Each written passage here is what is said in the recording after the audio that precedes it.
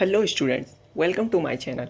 आज के इस वीडियो में मैं आपको इंडियन पॉलिटी की एम लक्ष्मीकांत जी की 6th एडिशन, जो कि सबसे लेटेस्ट एडिशन है, उस बुक की ऑल चैप्टर की होल समरी देने जा रहा हूं। तो ये मेरा पहला पार्ट होगा कॉन्स्टिट्यूशनल फ्रेमवर्क, जिसमें मैं आपको हिस्टोरिकल बैकग्राउंड, जिसमें कंपनी रूल और क्राउन रूल है, मैं आपको वो दोनों पार्ट एक ही वीडियो में देने जा रहा हूँ। तो चलिए वीडियो को स्टार्ट करते हैं। तो पहले हिस्टोरिकल बैकग्राउंड देख लेते हैं, जिसमें किस तरह ईस्ट इंडिया कंपनी इंडिया में आती है ट्रेड करने, और ट्रेड करते करते वो कैसे इंडिया पे गवर्न भी करने लगती है। तो चलिए हिस्टोरिकल बैकग्राउंड भी देख लेते हैं। तो हिस्टोरिकल बैकग्राउंड देख लेते हैं। The British came to in India in 1600 as trader in the form of East India company. तो जैसा कि ब्रिटिश इंडिया में 1600 में आ गई थी व्यापारी के रूप में, इन the form of representative of East India company, east India Company के रिप्रेजेंटेटिव के through, which had the exclusive right of trading in India under a charter granted by queen Elizabeth. तो ईस्ट इंडिया कंपनी को एक charter मिला हुआ था, मतलब अधिकार पत्र, वो वहाँ की रानी क्वीन एलिजाबेथ ने उन लोगों को ग्रांट की थी। तो in 1765 the company which till now had purely trading function obtain the Diwani is that rights over revenue and civil justice of Bengal, Bihar and Orissa. तो 1765 आते आते कंपनी, जो कि सिर्फ व्यापार करी थी इंडिया में, अब उसको दीवानी मिल गया था। तो दीवानी बेसिकली ये होता था कि जो भी रेवेन्यू कलेक्ट होता था उस स्टेट का, जैसे बंगाल, बिहार, उड़ीसा का, वो सब ईस्ट इंडिया कंपनी के हाथ में अब चल गई। और इसे दिया था शाह आलम ने आफ्टर बैटल ऑफ बक्सर 1764, जिसमें एक ट्रीटी साइन हुई थी शाह आलम और ईस्ट इंडिया कंपनी के बीच में। तो ये battle of Buxar East India Company जीत लेती है और दीवानी ऑब्टेन कर लेती है। This started its career as a territorial power. अब ईस्ट इंडिया कंपनी एक टेरिटोरियल पावर के रूप में राइज होती है। तो in 1858 in the wake of sepoy mutiny, the British crown assume direct responsibility for the governance of India. This rule continued until India was granted independence on August 15, 1947. तो 1857 में एक revolt होता है, जिसको रिवोल्ट ऑफ 1857, सिपाही विद्रोह और first war of independence भी कहा जाता है। उस रिवोल्ट के चलते ईस्ट इंडिया कंपनी से सारी पावरें छीन ली जाती है और ब्रिटिश गवर्नमेंट डायरेक्ट कंट्रोल कर लेती है इंडिया पे। और ये डायरेक्ट कंट्रोल इंडिया पे तब तक लागू रहता है जब तक इंडिया इंडिपेंडेंस नहीं हो जाती। मतलब अगस्त 15, 1947 तक ब्रिटिश गवर्नमेंट इंडिया पे कंट्रोल करती है। तो आप 1 मिनट के लिए वीडियो पॉज करके ये पैराग्राफ पढ़ लीजिए। तो जैसा कि आपने पैराग्राफ पढ़ लिया होगा, अब मैं आपको समझाता हूँ। जैसा कि देश आज़ाद होने के बाद हम लोग को संविधान की ज़रूरत पड़ी, इसलिए कॉन्स्टिट्यूएंट असेंबली मतलब संविधान सभा का गठन 1946 में किया गया और हमारा कॉन्स्टिट्यूशन पूरी तरह से लागू हो गई जनवरी 26, 1950 में। हमारा बहुत सारे फीचर्स इंडियन कॉन्स्टिट्यूशन का ब्रिटिश रूल से मैच करता है। एक क्यों मैच करता है मैं आपको बताता हूँ। तो जैसा कि ब्रिटिशर्स ने इंडिया पे कई सालों तक राज किया, तो कोई भी कंट्री में राज करने के लिए कुछ certain rules and regulation describe करना पड़ता है। तो ब्रिटिशर्स ने समय समय पर एक्ट पास किया जो कि certain rules and regulation describe करता है। जैसे कि आप अभी देखेंगे कि regulating act of 1773, amending act of 1781, पिट्स India act of 1784।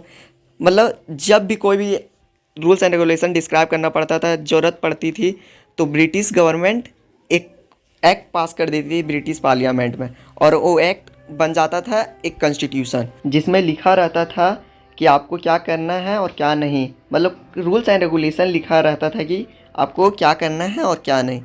इसी को देखकर हमारे कॉन्स्टिट्यूशन के फादर ने ब्रिटिश गवर्नमेंट के कुछ प्रोविज़न को लेकर कि कैसे चलाना है कंट्री को, किस तरह से पास करना है, उसी से हमारा कॉन्स्टिट्यूशन कंस्ट्रक्ट किया है। तो ये था छोटा सा हिस्टोरिकल बैकग्राउंड। अब आ जाते हैं हम लोग अपने चैप्टर पे। पहला है company rule, east India company rule, जिसमें ईस्ट इंडिया कंपनी के पास अभी पावर है इंडिया में, वही अभी गवर्न कर रही है और ट्रेड कर रही है। फिर उसके बाद 1857 में रिवोल्ट ऑफ 1857 हो जाता है, सिपाही विद्रोह, जिसके कारण ईस्ट इंडिया कंपनी का जितना भी टेरिटोरियल पावर है, जितना भी गवर्निंग पावर है, सब ब्रिटिश गवर्नमेंट अपने हाथ में ले लेती है और ईस्ट इंडिया कंपनी को ब्रिटिश में वापस भेज देती है। रेगुलेटिंग एक्ट ऑफ 1773, तो ये एक्ट देख लेते हैं। It was the first step taken by the British government to control और regulate the affairs of East India company. तो यह पहला कदम था ब्रिटिश गवर्नमेंट का जो कि ईस्ट इंडिया कंपनी का अफेयर्स को कंट्रोल कर सकती थी, जैसे कि रेवेन्यू मैटर्स है, जितना भी सिविल मैटर है, मिलिट्री मैटर है, वो सब अब कंट्रोल कर सकेगी British government. Political and administrative function of the company was recognised, तो इसमें पॉलिटिकल और एडमिनिस्ट्रेटिव फंक्शन को पहली बार रिकॉग्नाइज किया गया था ब्रिटिश गवर्नमेंट की ओर से। तीसरा पॉइंट देख लेते हैं, foundation of central administration in India. तो ब्रिटिश गवर्नमेंट की तरफ से एक मेन आदमी भेजा गया जो इंडिया में कैसे ईस्ट इंडिया कंपनी चल रही है वो जानकारी ब्रिटिश गवर्नमेंट को सीधा डायरेक्ट देगा। तो सेंट्रल एडमिनिस्ट्रेशन बनाया गया ब्रिटिश गवर्नमेंट की ओर से, जो इंडिया में क्या हो रहा है, ब्रिटिश ईस्ट इंडिया कंपनी किस तरह से काम कर रही है, किस तरह से रेगुलेट कर रही है, सब जानकारी जाकर वो देगा। की फीचर्स ऑफ रेगुलेटिंग एक्ट देख लेते हैं।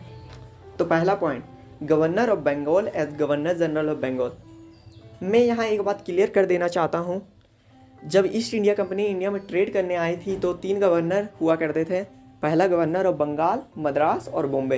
ये तीनों गवर्नर अपने आप में इंडिपेंडेंट थे। जब ये एक्ट पास नहीं हुआ था तो ये तीनों गवर्नर एक दूसरे से इंडिपेंडेंट थे, मतलब कुछ भी रूल्स और रेगुलेशन, मतलब कैसे अपने प्रोविंसेस को चलाना है, लॉ बनाना है, कानून बनाना है, ये तीनों अपने करते थे। लेकिन एक्ट पास होने के बाद गवर्नर ऑफ बंगाल को गवर्नर जनरल ऑफ बंगाल बना दिया गया और first governor general of Bengal थे लॉर्ड बैरन हास्टिंग। मतलब एक सेंट्रल एडमिनिस्ट्रेशन का फाउंडेशन कर दिया गया। मतलब British government governor general of Bengal को सेंट्रल एडमिनिस्ट्रेशन बना दिया गया। मतलब इसके नीचे आप गवर्नर ऑफ मद्रास और बॉम्बे काम करेंगे।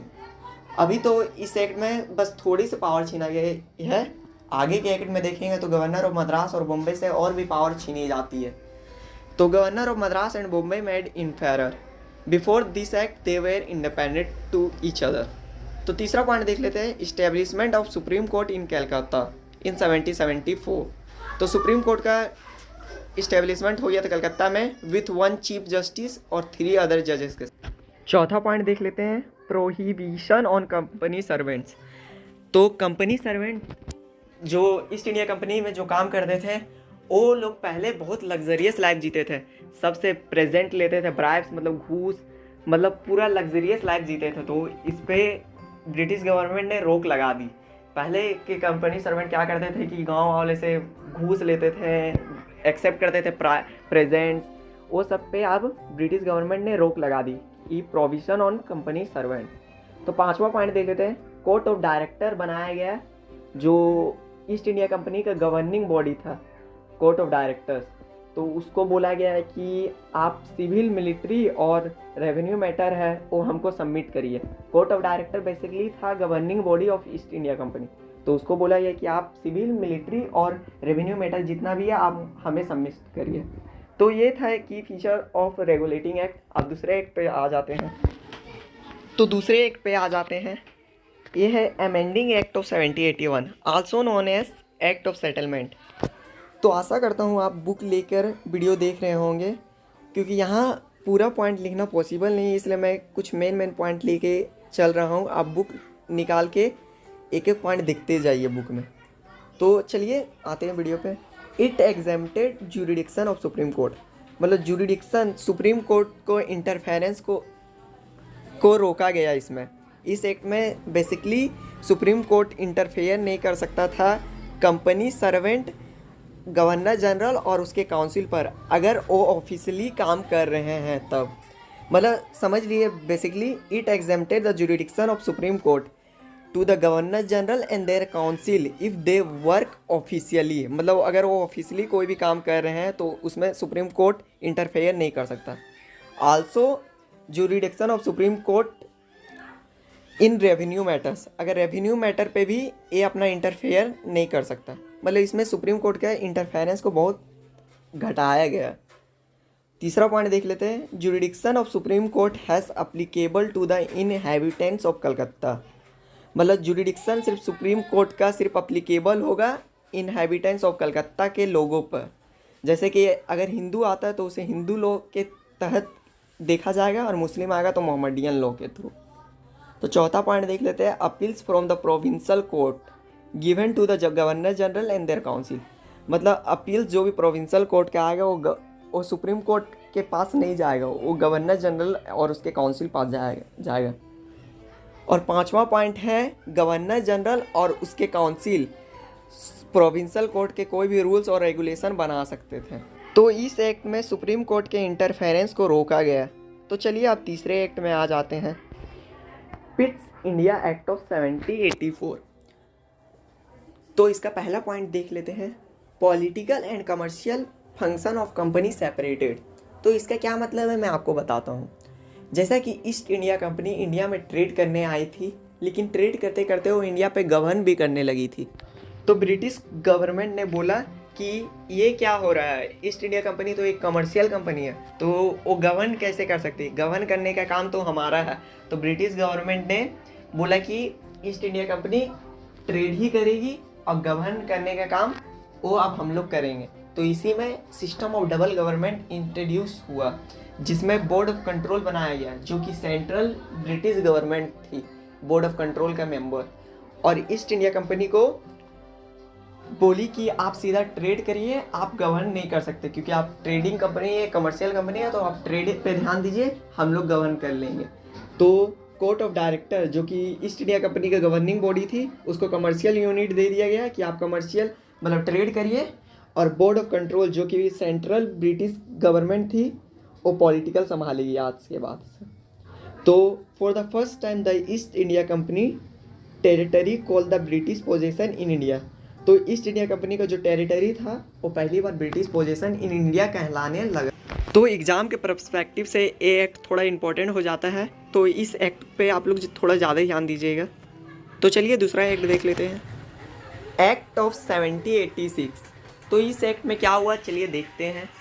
Lord Cornwallis was appointed as governor general of Bengal. तो लॉर्ड कॉर्नवालिस को अपॉइंट किया गया गवर्नर जनरल ऑफ बंगाल। तो पहला गवर्नर जनरल ऑफ बंगाल कौन बनाया गया था, एक कमेंट करके आप नीचे बताइए। तो अब लॉर्ड कॉर्नवालिस जी को अपॉइंट कर दिया गया governor general of Bengal. He place 2 demand to accept this post. तो लॉर्ड कॉर्नवालिस जी ने 2 डिमांड रख दिए थे to accept the post of governor general of Bengal. तो क्या वो डिमांड था चलिए देख लेते हैं। पहला, he will be the commander in chief. वो कमांडर इन चीफ रहेंगे। B, he can override the decision of council in special cases. तो वो ओवर राइट कर सकते हैं अपने काउंसिल का डिसीजन कुछ स्पेशल केसेस में। तो इस एक्ट में बेसिकली कॉर्नवालिस जी को अपॉइंट किया गया था गवर्नर जनरल ऑफ बंगाल और कुछ डिमांड रखे थे। तो चलिए आप दूसरा एक्ट देख लेते हैं, चार्टर एक्ट ऑफ 1793। चलिए इस एक्ट को देख लेते हैं। पहला point, allow future governor general can override the decision of council. तो फ्यूचर गवर्नर जनरल को भी ये राइट दे दिया गया है कि वो ओवर राइट कर सकते हैं अपने काउंसिल का डिसीजन इन स्पेशल केसेस। इसके प्रीवियस एक्ट में आप लोग देखे थे कि 1786 में लॉर्ड कॉर्नवालिस जी अब 2 डिमांड रखे थे कि हम गवर्नर जनरल ऑफ बंगाल का उपाधि लेंगे अगर मेरे 2 डिमांड को फुलफ़िल किया जाएगा। तो उसमें एक डिमांड ये भी था कि हम ओवर राइट कर सकते हैं डिसीजन काउंसिल का और कमांडर इन चीफ। तो फ्यूचर गवर्नर जनरल को तो ये पावर दे दिया कि डिसीजन का ओवर राइट कर सकते थे अपने काउंसिल के डिसीजन को, लेकिन कमांडर इन चीफ नहीं रहेंगे फ्यूचर के गवर्नर जनरल। तो चलिए पहला पॉइंट क्लियर हो गया। दूसरा पॉइंट देख लेते हैं, governor general of Bengal have more power on governor of Madras and Bombay. तो गवर्नर जनरल ऑफ बंगाल को मोर और पावर दे दिया गया है गवर्नर ऑफ मद्रास और बॉम्बे पे। अब मद्रास और बॉम्बे सीधा डायरेक्ट कंट्रोल में चले गए गवर्नर जनरल ऑफ बंगाल के। अभी आगे के एक्ट में देखेंगे तो इनसे और पावर छीनी जाएगी। तो तीसरा पॉइंट देख लेते हैं, East India company monopoly was extended over 20 years. तो कंपनी मोनोपोली को एक्सटेंड किया गया 20 साल के लिए। फोर्थ पॉइंट देख लेते हैं, board of control have been paid through Indian revenues. तो जैसा कि पिट्स इंडिया एक्ट ऑफ 1784 में system of double government introduce हुआ था और उसमें बोर्ड ऑफ कंट्रोल बनाया गया था, तो बोर्ड ऑफ कंट्रोल के जितने भी मेंबर्स का खर्चा होगा वो इंडियन रेवेन्यू से कटेगा। तो इस एक्ट में बस इतना था। तो चलिए आप दूसरा एक्ट देख लेते हैं, चार्टर एक्ट ऑफ 1830। तो चलिए इसका पहला पॉइंट देख लेते हैं। तो पहला point, company trade monopoly was abolished, only monopoly of T trade and trade with China allowed. तो जैसा कि प्रीवियस एक्ट में आपने देखा कि कंपनी का मोनोपोली 20 साल के लिए बढ़ाया गया है, लेकिन 1813 आते आते वो ट्रेड मोनोपोली को अबॉलिश कर दी गई ब्रिटिश गवर्नमेंट की ओर से। सिर्फ T trade and trade with China allow था ईस्ट इंडिया कंपनी को। तो ऐसा क्यों की ब्रिटिश गवर्नमेंट, मैं आपको बताता हूँ। तो जैसा कि ईस्ट इंडिया कंपनी इंडिया में आने से पहले वो लोग चार्टर मिल गया था जो कि क्वीन एलिजाबेथ ने कंपनी को दी थी। तो उस चार्टर में ये लिखा हुआ था कि आप लोग जाइए और इंडिया में ट्रेड करिए, आपको कोई भी कंपनी इंटरफेयर नहीं करेगी, मतलब आप ही ट्रेड करेंगे और कोई भी कंपनी इंडिया में आके ट्रेड नहीं करेगी। तो वो चार्टर अब रद्द कर दिया गया। अब इंडिया में कोई भी ब्रिटिश मर्चेंट आके ट्रेड कर सकता है, सिर्फ T trade and trade with China east India Company को अलाउ थी। मतलब आप कोई भी आकर स्पाइस चाहे कॉटन कुछ का भी ट्रेड कर सकता है, उसमें ईस्ट इंडिया कंपनी आप कोई भी इंटरफेयर नहीं करेगी, आप ब्रिटिश मर्चेंट आके बेझिझक ट्रेड कर सकते हैं। तो ये था पहला पॉइंट। तो चलिए दूसरा पॉइंट देख लेते हैं, allow Christian missionaries to came in India to enlighten the people. तो यहाँ क्रिश्चियन मिशनरीज को अलाउ किया गया है इंडिया में आने को और टू एनलाइटन द पीपल। तो तीसरा पॉइंट, वेस्टर्न एजुकेशन को स्प्रेड किया गया है। चौथा point, now local government can impose tax. तो यहाँ कुछ लोकल गवर्नमेंट को पावर दी गई थी कि वो अपने एरिया में टैक्स इम्पोज कर सकते थे। तो ये था चार्टर एक्ट ऑफ 1813। तो चलिए आप दूसरे एक्ट में आते हैं, चार्टर एक्ट ऑफ 1833। तो चलिए इसका पहला पॉइंट देख लेते हैं, governor general of Bengal as governor general of India. तो जैसा कि गवर्नर जनरल ऑफ बंगाल को अब उसका नाम बदलकर गवर्नर जनरल ऑफ इंडिया कर दिया गया और first governor general of India थे लॉर्ड विलियम बेंटिक। तो इसका नाम आप लोग याद रख लीजिएगा कि कौन थे पहले गवर्नर जनरल ऑफ बंगाल, फिर उसके बाद कौन थे गवर्नर जनरल ऑफ इंडिया, ये सब का आप नाम याद कर लीजिएगा। तो चलिए दूसरा पॉइंट में आते हैं, legislative power of governor of Madras and Bombay taken away, now governor general of India have full legislative power. तो आप बचा कुछ जो भी गवर्नर ऑफ मद्रास और बॉम्बे के पास जो पावर था उस सब पावर आप गवर्नर जनरल ऑफ इंडिया ले लिया, मतलब जो भी लेजिस्लेटिव पावर था अब हाथ में चलिए गवर्नर जनरल ऑफ इंडिया का। अब मद्रास बॉम्बे प्रेसिडेंसी सब कंट्रोल है गवर्नर जनरल ऑफ इंडिया के पास। अब मद्रास और बॉम्बे के गवर्नर के पास कुछ भी पावर नहीं है। अब गवर्नर जनरल ऑफ इंडिया कोई भी रूल्स एंड रेगुलेशन बनाएगा वो पूरा ब्रिटिश इंडिया में अप्लीकेबल होगा। तो ये था सेकंड पॉइंट। तो तीसरा पॉइंट देख लेते हैं, East India Company ended as a commercial company. तो इसमें अब ईस्ट इंडिया कंपनी को कमर्शियल कंपनी से बेदखल कर दिया गया। अब East India Company commercial company नहीं रह गई, अब ईस्ट इंडिया कंपनी सिर्फ एडमिनिस्ट्रेटिव बॉडी रह गई है। तो चौथा पॉइंट देख लेते हैं, open competition for civil servants. तो इसका क्या मतलब है मैं आपको बताता हूँ। तो जैसा कि ईस्ट इंडिया कंपनी में जो भी वर्कर्स काम करने आते थे वो दो कैटेगरी में होते थे, पहला कोवेनेंटेड सिविल सर्वेंट्स और दूसरा अनकोवेनेंटेड सिविल सर्वेंट्स। ये दोनों में क्या अंतर है मैं आपको बताता हूँ। तो जैसा कि ब्रिटिशर्स जो भी वर्कर्स को अपने से सिलेक्ट करके इंडिया में भेजते थे काम करने उसे बोला जाता था कोवेनेंटेड सिविल सर्वेंट्स, जो कि हायर पोस्ट देते थे ब्रिटिशर्स लोग ईस्ट इंडिया कंपनी में काम करने के, जैसे कि वो हो गया मैनेजर, चीफ एग्जीक्यूटिव ऑफिसर, मतलब हायर पोस्ट को बोला जाता था कोवेनेंटेड सिविल सर्वेंट्स, जो कि ब्रिटिशर्स रॉयल फैमिली के रिकमेंडेशन से इंडिया में भेजती थी ईस्ट इंडिया कंपनी में काम करने के लिए। तो अनकोवेनेंटेड सिविल सर्वेंट उसे कहते थे जो इंडिया में पीपल को वर्क देती थी काम करने के लिए ईस्ट इंडिया कंपनी में, और वो छोटे मोटे पोस्ट देती थी इंडियंस को, जैसे कि सफाई करने वाले कर्मी, टाइपिस्ट, राइटर, ये सब मतलब छोटे पोस्ट, मतलब जो भी छोटे पोस्ट आते थे वो इंडियन को प्रोवाइड कर दी जाती थी, जिसे अनकोवेनेंटेड सिविल सर्वेंट कहा गया था। तो इसे देखकर इंडियंस भी मांग उठाने लगे कि हम लोग को भी कोवेनेंटेड सिविल सर्वेंट में पोस्ट मिले। इसे देखकर ब्रिटिशर्स ने चार्टर एक्ट ऑफ 1833 में बोला कि अब ओपन कंपटीशन होगा सिविल सर्वेंट्स के लिए, मतलब एक जोर दिया गया कि अब इंडियंस को भी हायर पोस्ट मिलेगी ईस्ट इंडिया कंपनी में। तो ये था open competition for civil servant. तब दो ही हुआ करते थे, कोवेनेंटेड एंड अनकोवेनेंटेड। कोवेनेंटेड मतलब हायर पोस्ट और अनकोवेनेंटेड मतलब लोअर पोस्ट, निचला पोस्ट। तो ये था चार्टर एक्ट ऑफ 1833। अब दूसरे एक्ट में आ जाते हैं, चार्टर एक्ट ऑफ 1853। तो ये ईस्ट इंडिया कंपनी रूल का लास्ट एक्ट होगा। इसके बाद ईस्ट इंडिया कंपनी को डिफंक्ट कर दिया जाएगा इंडिया से और इसे वापस ब्रिटिश भेज दिया जाएगा और ब्रिटिश गवर्नमेंट खुद डायरेक्ट कंट्रोल ले लेगी इंडिया पे। तो यह एक लास्ट है, इसलिए इस पे ज़्यादा ध्यान दीजिएगा।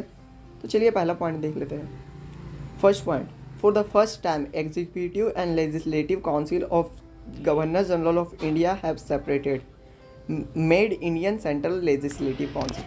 तो इसका क्या मतलब है मैं आपको बताता हूँ। तो गवर्नर जनरल ऑफ इंडिया के पास एग्जीक्यूटिव और लेजिस्लेटिव बॉडी हुआ करती थी। जो legislative body rules and regulation बनाती थी और एग्जीक्यूटिव बॉडी उस रूल्स एंड रेगुलेशन को इम्प्लीमेंट करती थी। तो इन दोनों बॉडी में जितने भी मेंबर्स थे सब सारे ब्रिटिशर्स थे। इंडियन को बहुत ही कम लिया गया था इन दोनों बॉडी में। तो यह पहली बार हुआ कि एग्जीक्यूटिव और लेजिस्लेटिव बॉडी को सेपरेट कर दिया गया गवर्नर जनरल ऑफ इंडिया का, और इंडियन सेंट्रल लेजिस्लेटिव काउंसिल बनाया गया जिसमें 6 मेंबर को ऐड किया गया था इंडियंस को। तो उससे नाम दे दिया गया इंडियन सेंट्रल लेजिस्लेटिव काउंसिल, जिसमें इंडियंस को नॉमिनेट किया जाएगा। फिर इसमें दूसरा पॉइंट है open competition of civil servant. फिर से इसमें जोर दिया गया कि ओपन कंपटीशन करवाए सिविल सर्वेंट्स का। तीसरा point, company monopoly was extended without a timeline. तो इसमें कंपनी का मोनोपोली को एक्सटेंड किया गया लेकिन कोई भी टाइमलाइन दिया नहीं गया। मतलब कि अब ब्रिटिश गवर्नमेंट कभी भी चाहे तो ईस्ट इंडिया कंपनी को बोल सकती है कि आप इंडिया से चल जाइए। मतलब इस कंपनी का तो मोनोपोली को एक्सटेंड किया गया लेकिन कोई टाइमलाइन, सर्टेन टाइमलाइन नहीं दिया गया था। पहले तो टाइमलाइन दे दिया जाता है कि 20 साल के लिए एक्सटेंड हुआ, इतने साल के लिए, लेकिन अब ब्रिटिश गवर्नमेंट एक्सटेंड की है लेकिन विदाउट अ टाइमलाइन। इसका मतलब ये है कि ब्रिटिशर्स जब भी चाहे तो ईस्ट इंडिया कंपनी को इंडिया से भगा सकती थी। तो आप देखेंगे ब्रिटिश गवर्नमेंट एक्ट इसके बाद जो आएगा उसमें ईस्ट इंडिया कंपनी को इंडिया से भगा दिया जाता है और ब्रिटिश गवर्नमेंट डायरेक्ट कंट्रोल ले लेती है। मतलब 1858 में ईस्ट इंडिया कंपनी को सीधा इंडिया से भगा दिया जाता है। बस अभी के लिए सिर्फ कंपनी का मोनोपोली को एक्सटेंड किया गया है लेकिन विदाउट अ टाइमलाइन। मतलब अभी से मात्र 5 साल बाद इंडिया से ईस्ट इंडिया कंपनी को भगा दिया जाता है। चौथा point, local representation in Indian central legislative council. तो फर्स्ट वाले एक्ट में देखे थे कि इंडियन सेंट्रल लेजिस्लेटिव काउंसिल बनाया गया। तो चौथा पॉइंट में बोला गया कि local representation in central legislative council. तो जैसे कि मैंने बताया था कि 6 मेंबर का सेंट्रल लेजिस्लेटिव काउंसिल बनाया गया था। तो उसमें से 6 मेंबर्स में से 4 मेंबर्स इंडियन को नॉमिनेट करने बोला गया था, जिसमें कि बंगाल, असम, आगरा और मद्रास से पीपल को उठाने बोला गया था। मतलब बंगाल, मद्रास, बॉम्बे और आगरा से एक एक रिप्रेजेंटेटिव, मतलब इंडियन रिप्रेजेंटेटिव को डालने बोला गया था इंडियन सेंट्रल लेजिस्लेटिव काउंसिल में। तो ये था कंपनी रूल 1853। तो ये था last act of company rule. अब इसके बाद ब्रिटिश गवर्नमेंट डायरेक्ट कंट्रोल ले लेगी इंडिया पे। उसे बोला जाएगा ब्रिटिश क्राउन रूल, जो कि टिल इंडिपेंडेंस एक्ट ऑफ 1947 तक चलेगा कंट्रोल ब्रिटिश क्राउन का। तो ये था हमारा कंपनी रूल का लास्ट वीडियो। अगर आपको कोई भी एक्ट में दिक्कत आती है तो आप नीचे कमेंट में बताइएगा कि इस एक्ट में आपको दिक्कत आई है। मैं आपके प्रॉब्लम को सॉल्व करने की पूरी से पूरी कोशिश करूँगा। और मैंने हर एक्ट को पूरे बारीकी से समझाया। जो जो लक्ष्मीकांत में लिखा गया था मैंने हर एक पॉइंट को उठा के बताया है। फिर भी आपको कोई भी दिक्कत आती है तो आप नीचे कमेंट में बताइएगा। मैं हर प्रॉब्लम को सॉल्व करने की कोशिश करूँगा। तो चलिए आप ब्रिटिश क्राउन रूल को देख लेते हैं। The crown rule 1858 to 1947। तो जैसा कि 1857 में एक रिवोल्ट होता है, रिवोल्ट ऑफ 1857, जिसको सिपाही म्यूटेनी, फर्स्ट वार ऑफ इंडिपेंडेंस और सिपाही विद्रोह कहा जाता है, जिसके कारण ब्रिटिश गवर्नमेंट ने डायरेक्ट कंट्रोल ले लिया था इंडियन गवर्नमेंट के ऊपर। और वो डायरेक्ट कंट्रोल इंडिया पे तब तक लागू था जब तक हमारा देश आज़ाद नहीं हुआ। तो चलिए इसको हम लोग कंप्रहेंसिवली देख लेते हैं क्या क्या एक्ट है। तो चलिए स्टार्ट करता हूँ वीडियो। तो पहला एक्ट है government of India act of 1858, जिसको एक्ट ऑफ गुड गवर्नमेंट भी बोला जाता है। तो चलिए एक्ट में क्या है देख लेते हैं। This significant act was enacted in the wake of the revolt of 1857, also known as the first war of independence और द सिपोई म्यूटनी। तो यह एक्ट इसलिए इनेक्ट किया गया था in the wake of revolt of the 1857, जैसे कि सिपाही विद्रोह हो गया था 1857 में, जिसको फर्स्ट वार ऑफ इंडिपेंडेंस बोला जाता है। तो उसी के चलते ये एक्ट को पास किया गया है और the act was known as the act of for the good government of India. तो इसको good government of India act भी बोला जाता है। Abolish the East India company. तो जैसा कि इस एक्ट को इनेक्ट करने से पहले ईस्ट इंडिया कंपनी को अबोलिश कर दिया गया था and transfer the powers of government and territories and revenues to the British crown. तो ईस्ट इंडिया कंपनी के पास जितने भी टेरिटरीज थी, रेवेन्यूज़ का पावर था, सब ट्रांसफ़र कर दी गई थी ब्रिटिश गवर्नमेंट पास। अब ब्रिटिश गवर्नमेंट डायरेक्ट कंट्रोल ले लेती है इंडिया पे। तो चलिए इस एक्ट का की फीचर्स भी देख लेते हैं। तो यहीं से ब्रिटिशर्स का तांडव स्टार्ट हो जाता है इंडिया पे और इंडियंस को गुलामी के राह पर ले जाती है ब्रिटिशर्स। तो देख लेते हैं क्या क्या ब्रिटिशर्स की है इंडिया पे। तो गवर्नर जनरल ऑफ इंडिया को वाइसरॉय ऑफ इंडिया बना दिया गया और फर्स्ट वाइसरॉय थे आपके लॉर्ड कैनिंग। तो यहाँ गवर्नर जनरल ऑफ इंडिया को क्या बना दिया गया, वाइसरॉय ऑफ इंडिया, और फर्स्ट वाइसरॉय थे लॉर्ड कैनिंग। तो याद रख लीजिएगा पहले गवर्नर जनरल ऑफ इंडिया किसे बनाया गया, गवर्नर जनरल ऑफ बंगाल किसे बनाया गया, फिर वाइसरॉय किसे बनाया गया, ये सब याद करके रखिएगा आप लोग। तो फर्स्ट वाइसरॉय थे Lord Canning. He was the direct representative of British government. यहाँ ही वाइसरॉय को कहा गया है। तो वाइसरॉय थे direct representative of British government. मतलब वाइसरॉय कुछ भी रिपोर्ट करेंगे वो ब्रिटिश पार्लियामेंट में जाके वहाँ की क्वीन और क्वीन को इंडिया में क्या हो रहा है, क्या रेवेन्यू मैटर है, सिविल मैटर है, जो भी है वो रिप्रेजेंटेटिव है ब्रिटिश गवर्नमेंट का।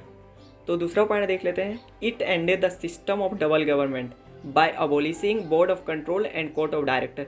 तो जैसा कि पिट्स इंडिया एक्ट ऑफ 1784 में system of double government introduce हुआ था, जिसमें कि बोर्ड ऑफ कंट्रोल बनाया गया था और कोर्ट ऑफ डायरेक्टर।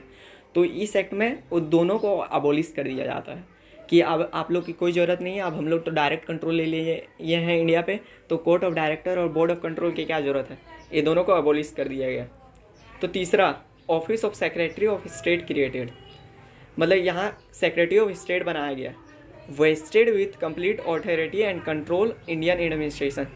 अब यहाँ पे इंडियन एडमिनिस्ट्रेशन को देखिएगा कौन, सेक्रेटरी ऑफ स्टेट। तो सेक्रेटरी ऑफ स्टेट बनाया गया जो कि इंडियन एडमिनिस्ट्रेशन पर उसका पूरा कंट्रोल रहेगा। Fourth point, establish 15 member council who assist secretary of state. तो 15 मेंबर का काउंसिल बनाया गया जो कि सेक्रेटरी ऑफ स्टेट को मदद करेगा। यहाँ मैं आपको एक बात क्लियर कर देना चाहता हूँ, office of secretary of state में जो भी मेंबर बैठेगा वो वाइसरॉय से पावरफुल रहेगा। मतलब यहाँ office of secretary of state को पावरफुल बनाया गया है वाइसरॉय से। मतलब यहाँ सेक्रेटरी ऑफ स्टेट ज़्यादा पावरफुल है वाइसरॉय से, क्योंकि उसे पूरा सुप्रीम कंट्रोल दे दिया गया है इंडियन एडमिनिस्ट्रेशन पे, और 15 मेंबर का काउंसिल भी उसे ही दिया गया है। तो यहाँ obviously secretary of state powerful होगा वाइसरॉय के मुकाबले। तो ये एक्ट में बस इतना था। तो चलिए आप दूसरा एक्ट देख लेते हैं, इंडियन काउंसिल एक्ट ऑफ 1861। तो चलिए इसका पहला पॉइंट देख लेते हैं। Some Indians to be nominated as viceroy legislative council. तो कुछ इंडियंस को नॉमिनेट किया गया था वाइसरॉय के लेजिस्लेटिव काउंसिल में, मतलब रूल मेकिंग में बनाने में कुछ इंडियंस को नॉमिनेट किया गया था। तो इन 1862 राजा बनारस, महाराजा पटियाला एंड सर दिनकर राव। तो 1862 में वाइसरॉय जो लॉर्ड कैनिंग जी थे वो 3 इंडियंस को नॉमिनेट करते हैं एज वाइसरॉय लेजिस्लेटिव काउंसिल, जिसमें कि राजा बनारस, महाराजा पटियाला और सर दिनकर राव जी को नॉमिनेट करते हैं। तो दूसरा पॉइंट देख लेते हैं, decentralising by restoring the legislative power to the Bombay and Madras presidency. तो आपने कंपनी रूल में देखा होगा कि मद्रास और बॉम्बे के गवर्नर से सारे पावर छीन लिए जाते हैं, लेकिन यहाँ government of India act of 1861 में कुछ legislative power governor of Madras और बॉम्बे को दे दिए जाते हैं। यहाँ लेजिस्लेटिव पावर इसलिए नहीं दिए जाते हैं गवर्नर ऑफ मद्रास और बॉम्बे को कि वहाँ के प्रेसिडेंसीज को अच्छी तरह से चलाएं। यहाँ इसलिए पावर दिए गए क्योंकि इंडियन उस समय बहुत भड़क गई थी, क्योंकि रिवॉल्ट ऑफ 1857 हुआ था। उसके बाद ब्रिटिशर कोई और चांस नहीं लेना चाहते थे कि इंडियन और भड़क जाएं और हम पे आक्रमण कर दे, क्योंकि फर्स्ट वार ऑफ इंडिपेंडेंस में थोड़ी सी चूक के लिए इंडिया आज़ाद होते होते रह गया था। तो इसलिए पावर्स को डिस्ट्रीब्यूट कर दिया गया है इनके ऊपर, क्योंकि गवर्नर ऑफ मद्रास और बॉम्बे को पावर कुछ दे दिए जाएंगे तो ये अपने में कंट्रोल करेंगे, और पूरा कंट्रोल तो ब्रिटिशर्स का ही रहता था, लेकिन कुछ पावर गवर्नर ऑफ मद्रास और बॉम्बे को दे दिए गया था। तो चलिए अब तीसरा पॉइंट देख लेते हैं। तो establishment of new legislative council for Bengal in 1862, north western provinces in 1886 and Punjab in 1897। तो जैसा कि अब इस्टेब्लिशमेंट हो गया था विधान परिषद का, तो वो 3 स्टेट्स में हुआ था। एक बंगाल जो कि 1862 में बंगाल में हुआ, नॉर्थ वेस्टर्न प्रोविंसेस जो कि अभी पाकिस्तान में है उसका 1886 में हो गया, एंड पंजाब जिसका 1897 में इसका इस्टेब्लिशमेंट हो गया। तो अब आप इन सब का डेट याद रख लीजिएगा कि कौन सा स्टेट में कब लेजिस्लेटिव काउंसिल का इस्टेब्लिशमेंट हुआ। ये एग्ज़ाम के पर्सपेक्टिव से ये भी इम्पोर्टेंट है। तो चलिए अब चौथा पॉइंट देख लेते हैं। तो चौथा पॉइंट है इंट्रोड्यूस पोर्टफोलियो सिस्टम। तो ये पोर्टफोलियो सिस्टम क्या है मैं आपको बताता हूँ। तो according to portfolio system, a member of the viceroy's council was made in charge of one or more departments of the government and was authorized to issue final orders on behalf of the council on matter of his departments। तो इसका क्या मतलब है मैं आपको बताता हूँ। जैसा कि पोर्टफोलियो सिस्टम के अनुसार वाइसरॉय की परिषद के एक सदस्य को सरकार के एक या अधिक विभागों का प्रभारी बनाया जाता है और वह अपने विभागों के मामलों पर परिषद की ओर से अंतिम आदेश जारी करने के लिए स्वतंत्र था। तो ये था पोर्टफोलियो सिस्टम। आशा करता हूँ आपको पोर्टफोलियो सिस्टम समझ आ गया होगा।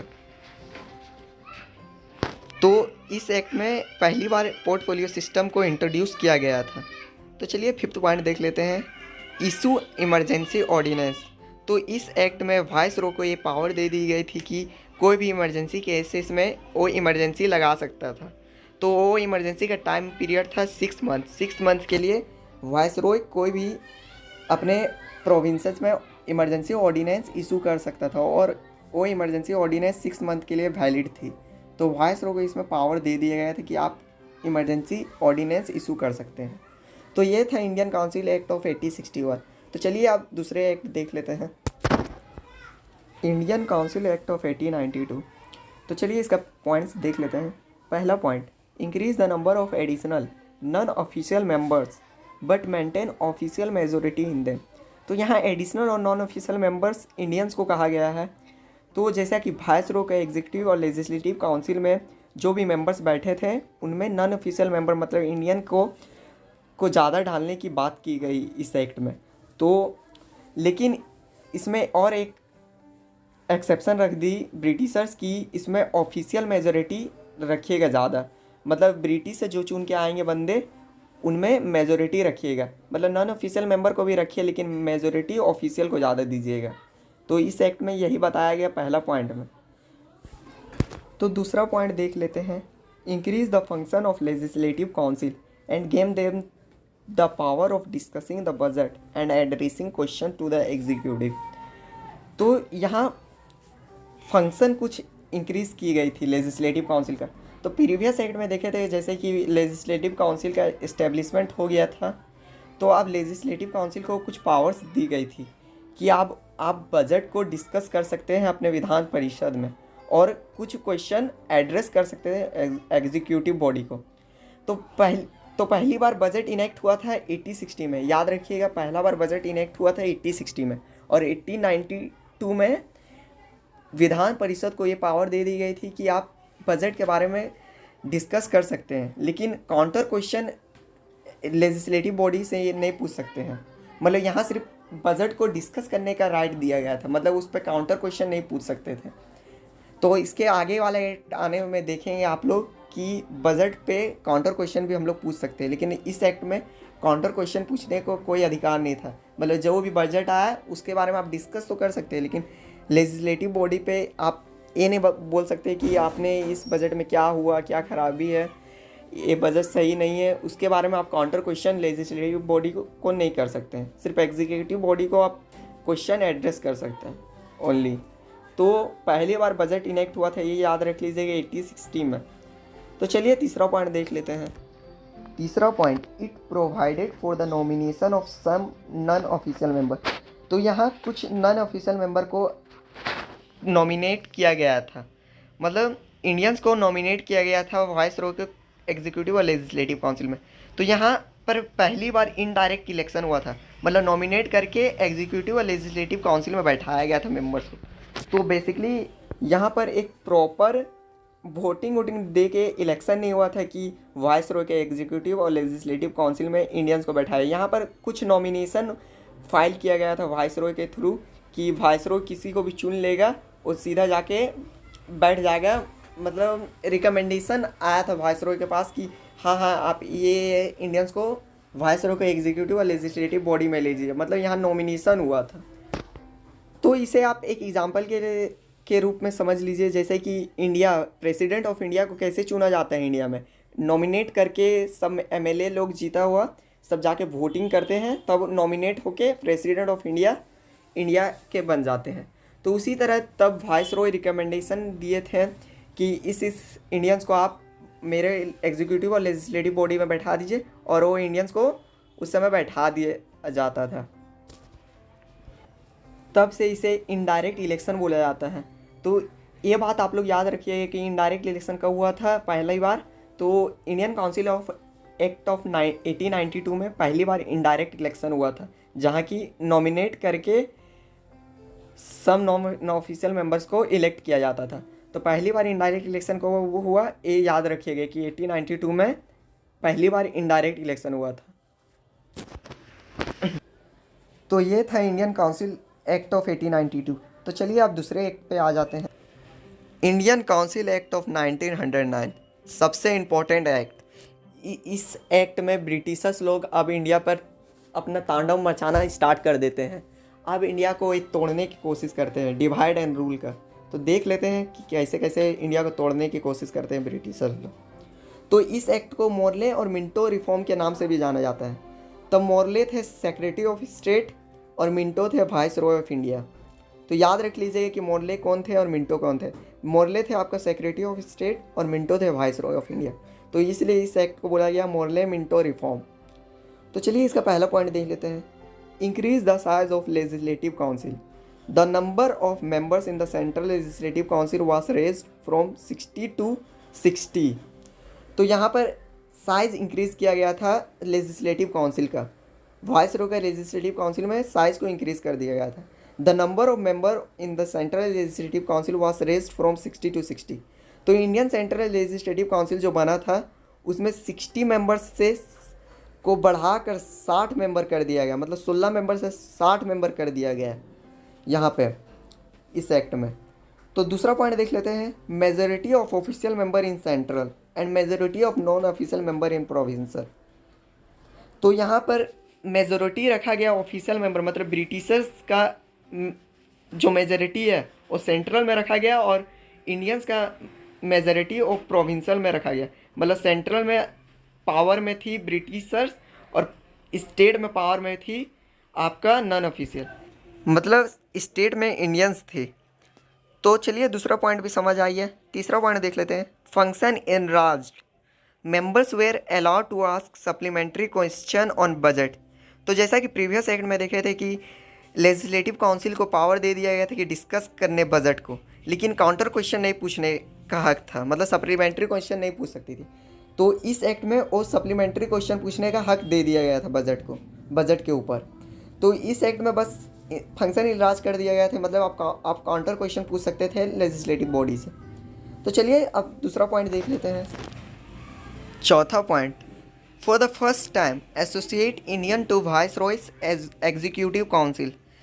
तो आपने जितने भी एक्ट देखे हैं प्रीवियस एक्ट, उसमें वाइस रॉय के लेजिस्लेटिव काउंसिल में ही इंडियंस को लिया जा रहा था कि कोई भी एक्ट में एग्जीक्यूटिव काउंसिल में किसी भी इंडियंस को एसोसिएट नहीं किया गया था। लेकिन इस एक्ट में पहली बार इंडियंस को एसोसिएट किया गया था, मतलब एग्जीक्यूटिव काउंसिल में इंडियंस को बैठाया गया था, और वो थे पहले सत्येंद्र प्रसाद सिन्हा। इसके नेम आप लोग याद रख लीजिएगा कि सत्येंद्र प्रसाद सिन्हा जी को पहली बार वाइस रॉय के एग्जीक्यूटिव काउंसिल में बैठाया गया। तो चलिए पांचवा पॉइंट देख लेते हैं।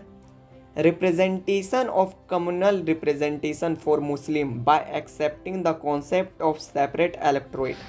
तो कम्युनल रिप्रेजेंटेशन का क्या मतलब होता है मैं आपको बताता हूँ।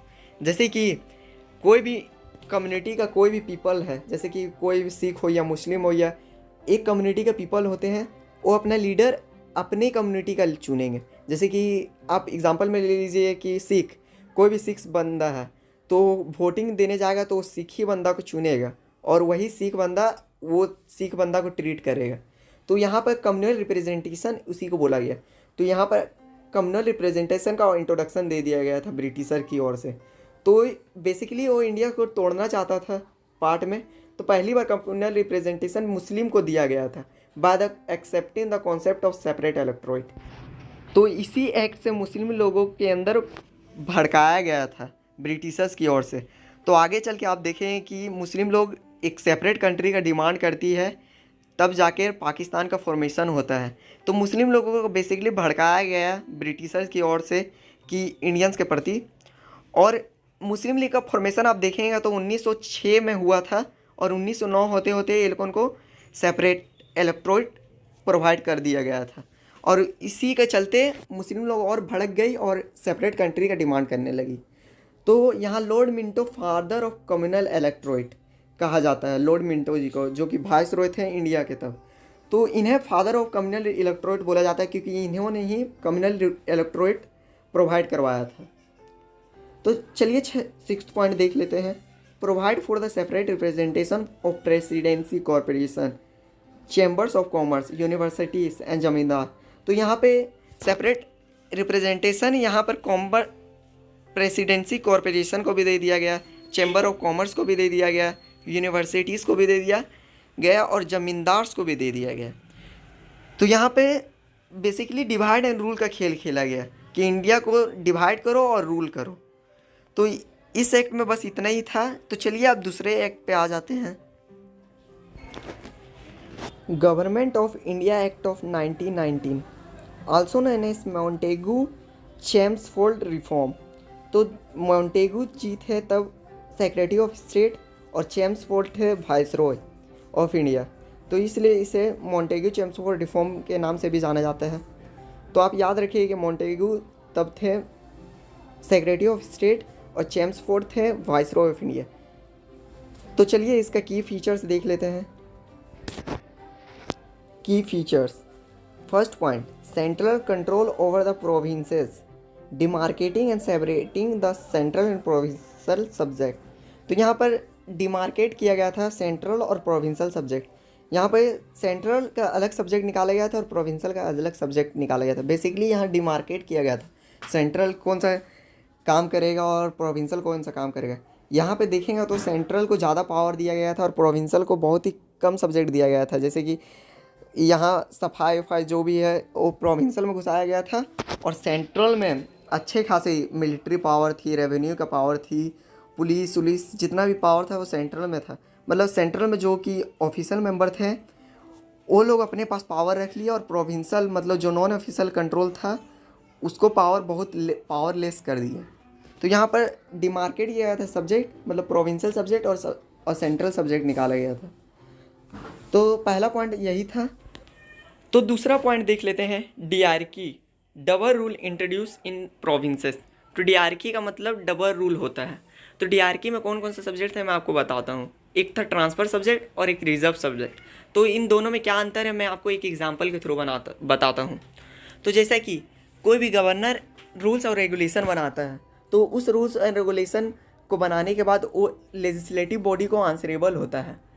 तो ट्रांसफर सब्जेक्ट में रखा गया था कि गवर्नर जनरल कोई भी रूल्स एंड रेगुलेशन बनाएगा वो लेजिस्लेटिव बॉडी को आंसरेबल होगा। तो इसमें मतलब आंसरेबल होगा लेजिस्लेटिव बॉडी को। और रिजर्व सब्जेक्ट में गवर्नर जनरल कोई भी रूल्स और रेगुलेशन बनाएगा उसके काउंसिल के साथ मिलकर तो लेजिस्लेटिव बॉडी पे आंसरेबल नहीं होगा। मतलब ट्रांसफ़र में तानाशाही नहीं चलेगी और रिजर्व सब्जेक्ट में पूरी तानाशाही चलेगी। मतलब पूरा गवर्नर जनरल ही कुछ भी लॉ बना दिया, वो लॉ को पे कोई सवाल नहीं उठा सकता। मतलब वो लॉ पे कुछ बहस नहीं होगा, मतलब जो बना दिया वो सब सही है। However this experiments was largely unsuccessful. तो इसके बाद वाले एक्ट में देखें कि ये एक्ट ज़्यादा नहीं चल पाया, मतलब ये डायरकी ज़्यादा दिनों तक टिक नहीं पाया इंडिया में, इसे जल्दी ही अबॉलिश कर दिया गया, क्योंकि इसमें डायरकी मतलब बहुत ही गलत तरीका से दिखाने का कोशिश किया गया है। मतलब एक रिजर्व और एक ट्रांसफर, मतलब कुछ भी रूल्स एंड रेगुलेशन बना देंगे वो अप्लीकेबल थोड़ी ना होगा, तो इसलिए ये ज़्यादा दिनों तक नहीं टिक पाया डायरकी इंडिया में। इसको देखेंगे आगे के कुछ 1-2 एक्ट के बाद इसे अबॉलिश कर दिया जाता है। तो चलिए सेकेंड पॉइंट तो क्लियर हो गया, थर्ड पॉइंट देख लेते हैं, bicameralism and direct election in the country. तो यहाँ बाईकैमरलिज्म मतलब अपर हाउस और लोअर हाउस, जो राज्यसभा लोकसभा का यहाँ गठन हो गया था और डायरेक्ट इलेक्शन कंट्री में होने लगा था। तो आप नीचे कमेंट में बताएं कि इनडायरेक्ट इलेक्शन कौन से प्रोविज़न कौन से एक्ट में हुआ था। अभी कुछ 1-2 एक्ट पहले ही हुआ था इनडायरेक्ट इलेक्शन, अब कंट्री में डायरेक्ट इलेक्शन का प्रोविज़न आ गया था। और बाईकैमरलिज्म मतलब अपर हाउस और लोअर हाउस को गठन कर लिया गया था और कंट्री में डायरेक्ट इलेक्शन होने लगा था। तो इसमें the majority of members of both the houses was chosen by the direct election. तो देखिए जिसमें अपर हाउस और लोअर हाउस में कोई भी मेंबर्स बैठता है तो उसको डायरेक्ट इलेक्शन के थ्रू चुना जाने लगा।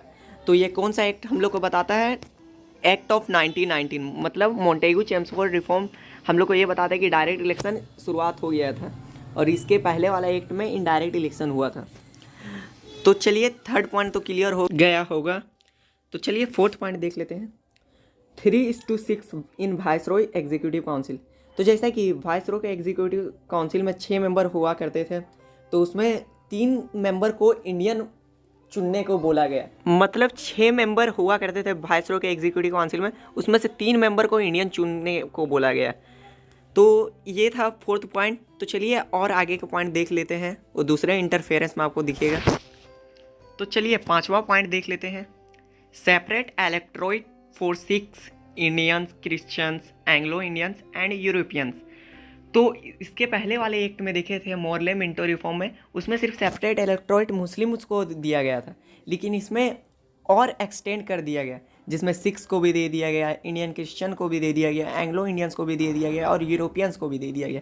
मतलब ब्रिटिशर्स हमारे भावनाओं के साथ खेल रही थी, मतलब वो रूल एंड डिवाइड का मेथड लेके चल रही थी कि हम लोग रूल पहले डिवाइड करते हैं इंडियंस को पूरा, फिर उसके बाद रूल करते हैं, क्योंकि आसानी पड़ेगा, क्योंकि सब एक में बट जाएंगे तो इनमें यूनिटी नहीं रहेगा, तो हम लोग को रूल करने में आसानी मिलेगा। तो ये खेल था ब्रिटिशर्स का इंडिया पर, और इसी के चलते सेपरेट इलेक्टोरेट सब कोई को बांट दिया गया, और इंडिया को एक तरह से कहा जाए तो सेपरेट इलेक्टोरेट के थ्रू बांट दिया गया था, धर्म जाति के तौर पे। तो फिफ्थ पॉइंट हम लोग यही बताता है। तो चलिए सिक्स्थ पॉइंट देख लेते हैं। तो इसमें राइट टू वोट का हम लोग को दे दिया गया अधिकार, मतलब यूनिवर्सल एडल्ट फ्रेंचाइज का इसमें मिल गया था हम लोग को राइट। मतलब वोटिंग हुआ तो मतलब डायरेक्ट इलेक्शन तो होने लगा था, मतलब इस एक्ट में तो डायरेक्ट इलेक्शन होने लगा, तो वोटिंग का तो राइट देना आवश्यकता तो जरूर पड़ेगी, तो राइट टू वोट का अधिकार इसमें दे दिया गया। लेकिन इसमें भी ब्रिटिशर्स ने अपना बहुत दिमाग लगाया, जिसमें कि राइट टू वोट सिर्फ लिमिटेड पीपल को दिया गया, मतलब इलाइट पर्सन को, जो कि एजुकेटेड है, जो समय पर टैक्स भरते हैं, इन सबको राइट टू वोट का अधिकार दिया गया है। जो अनएजुकेटेड है, फार्मर है, ये सबको दूर रखा गया राइट टू वोट के अधिकार से। जैसे कि वुमेन तब नहीं दे सकती थी वोट, लड़कियों को नहीं था, और मतलब जो लिमिटेड टैक्स भरता था, एजुकेटेड पीपल था, जो राजा रजवाड़े का ख़ानदान था, प्रिंसली स्टेट के जो नॉमिनेशन, मतलब जो प्रिंसली स्टेट चलाते थे, ज़मींदार थे, ये सब देते थे वोटिंग। जो गरीब इंसान, मतलब जो भी बोले आम आदमी, उनको वोटिंग देने का राइट ही नहीं था। कुल मिलाकर कहा जाए तो वोटिंग का राइट एक तरफा दिया गया था, जिसमें एक तरफ पढ़े लिखे लोग जो लिमिटेड टैक्स भरते थे, ज़मींदार, जो प्रिंसली स्टेट के राजा रजवाड़े, ये सबको वोटिंग का राइट दिया गया था, और यहाँ कॉमन पीपल जो गरीब आदमी थे, फार्मर थे, ये सबको वोटिंग का राइट से दूर रखा गया। तो 6 नंबर राइट टू वोट को ये मत समझ लीजिए कि सबको यहाँ वोटिंग का राइट दे दिया गया था, इसमें कुछ फ्यू इलाइट पर्सन को वोटिंग का राइट मिला हुआ था। तो चलिए 6th पॉइंट क्लियर। तो 7th पॉइंट देख लेते हैं। तो जैसा कि 7th पॉइंट में लिखा हुआ है, central public service commission was set up in 1926 for recruiting civil servant. तो जैसा कि central public service commission CPSC का सेटअप हो गया था 1926 में जो कि रिक्वेटिंग करती थी सिविल सर्वेंट्स को। तो ये किस कमीशन के बेसिस पे सेंट्रल पब्लिक सर्विस कमीशन का सेटअप हुआ? ये था ली कमीशन। ली कमीशन बैठा था 1923 या 24 में, उसी के बेसिस पे सेंट्रल पब्लिक सर्विस कमीशन का सेटअप हुआ। मतलब ली कमीशन ने एक सुझाव रिकमेंडेशन दिया था कि एक सेंट्रल पब्लिक सर्विस कमीशन होना चाहिए, तो उसी के बेसिस पे सेंट्रल पब्लिक सर्विस कमीशन 1926 में सेट हुआ था, जो कि सिविल सर्वेंट को रिक्वायर्ड करता था। तो अच्छा, आप मुझे बताइए ईस्ट इंडिया कंपनी में कैसे सिविल सर्वेंट्स का अपॉइंटमेंट होता था? वो कौन से दो थे सर्विसेज जिसके थ्रू सिविल सर्वेंट को रिक्वायर्ड किया जाता था? आप नीचे कमेंट में बताइए। तो चलिए आप 8 पॉइंट देख लेते हैं। For the first time provincial legislature to enact their budget. तो इस एक्ट में यह हुआ था 1919 में कि पहली बार प्रोविंशियल मतलब स्टेट अपना बजट विधान परिषद में इनेक्ट कर सकती थी। इसमें राइट दे दिया था कि प्रोविंशियल लेजिस्लेचर को, मतलब प्रोविंशियल स्टेट लेजिस्लेचर को, कि आप अपने स्टेट का बजट इनेक्ट कर सकते हैं। तो जैसा कि पहली बार बजट इनेक्ट हुआ था 1860 में, और फिर उसके बाद 1892 में कुछ फंक्शन राज हुए, जैसे कि हम लोग बजट डिस्कस कर सकते थे। फिर उसके बाद 1909 मोनो मिंटो रिफॉर्म में हम लोग को काउंटर क्वेश्चन पूछने का अधिकार दे दिया गया, मतलब सप्लीमेंट्री क्वेश्चन पूछने का अधिकार। और 1919 आते आते प्रोविंशियल लेजिस्लेचर भी अब बजट इनेक्ट कर सकता है। तो ये सब डेट आप लोग याद रखिएगा। तो चलिए 9th पॉइंट देख लेते हैं। Appointment of a statutory commission to inquire into and report on its working. तो इसके 10 साल बाद, मतलब 1919, उसके 10 साल बाद 1929 में आप देखेंगे एक साइमन कमीशन आया था, जो कि स्टैट्यूटरी कमीशन बोला जाता है उसको। उस कमीशन का काम ये था कि वो जितने भी ब्रिटिश लोग एक्ट पास किए हैं उसके बारे में इंक्वायर करेगा कि वो सही से काम कर रही है कि नहीं, और उसमें क्या मॉडिफिकेशन लाया जाए दूसरे मतलब आने वाले एक्ट में कि इंडिया को अच्छा से गवर्न कर सके। तो इसके बाद वाले एक्ट में आप वो देखेंगे। तो चलिए बस इस एक्ट में इतना ही था। तो आप साइमन कमीशन देख लेते हैं इसके 10 साल बाद, मतलब 1929 में। Simon commission in November 1927 itself is that 2 years before the schedule, the British government announced the appointment of a 7-member statutory commission under the chairperson of Sir John Simon to report on the condition of India under its new constitution. All the members of the commission were British and hence all the parties boycotted the commission. तो इसका मतलब मैं समझा देता आपको। तो जैसा कि 1929 में साइमन कमीशन को इंडिया में लाया गया, तो उसके 2 साल पहले मतलब 1927 में ब्रिटिश गवर्नमेंट ने अनाउंस किया था एक 7 मेंबर का स्टैट्यूटरी कमीशन, जिसका चेयरपर्सन थे सर जॉन साइमन, इसलिए इसे बोला गया साइमन कमीशन। तो जब ये कमीशन इंडिया में आया तो सब पार्टीज़, जो भी बड़ी बड़ी तब की पार्टीज थी, जैसे कि आईएनसी, इंडियन नेशनल कांग्रेस, मुस्लिम लीग, जितने भी पार्टीज थी और छोटी मोटी पार्टी, सब ने इस कमीशन को बायकॉट किया है और नारे भी लगाए। जब ये कमीशन आया तो सब लोग बोले go Simon, Simon go back, सब इस तरह के नारे लगा रहे थे। और नारे लगाने का एक रीज़न भी था कि जितने भी मेंबर्स साइमन कमीशन में थे सब गोरे लोग थे, मतलब ब्रिटिशर थे। कोई भी इंडियंस को इस कमीशन में इन्वॉल्व किया ही नहीं गया था। तो ऑब्वियसली सी बात है कि जब ये कमीशन आएगा तो इंडियंस पार्टी बायकॉट करेंगी। तो ये कमीशन को बायकॉट किया, लेकिन फिर भी साइमन कमीशन ने अपनी रिपोर्ट 1930 में सबमिट की और इसमें कुछ रिकमेंडेशन की थी। तो उस रिकमेंडेशन को देख लेते हैं, क्या क्या साइमन कमीशन ने रिकमेंड की थी, जो कि 1930 में रिपोर्ट सबमिट की थी। तो चलिए देख लेते हैं साइमन कमीशन का recommendation. It recommended the abolition of dyarchy. तो साइमन कमीशन का पहला रिकमेंडेशन था एबोलिशन ऑफ डायरकी। तो ये अच्छा बात कर रही थी कि डायरकी को एबोलिश कर दिया जाए, जो कि ट्रांसफ़र और रिजर्व सब्जेक्ट थी डायरकी में। मैंने अपने प्रीवियस वाले एक में आपको अच्छी तरह से समझाया है। फिर इसके बाद extension of responsible government in the provinces. तो एक्सटेंशन करने बोल रही थी रिस्पॉन्सिबल गवर्नमेंट को स्टेट्स में। चलिए ये भी अच्छी बात कही थी। फिर उसके बाद establishment of a federation of British India and princely state.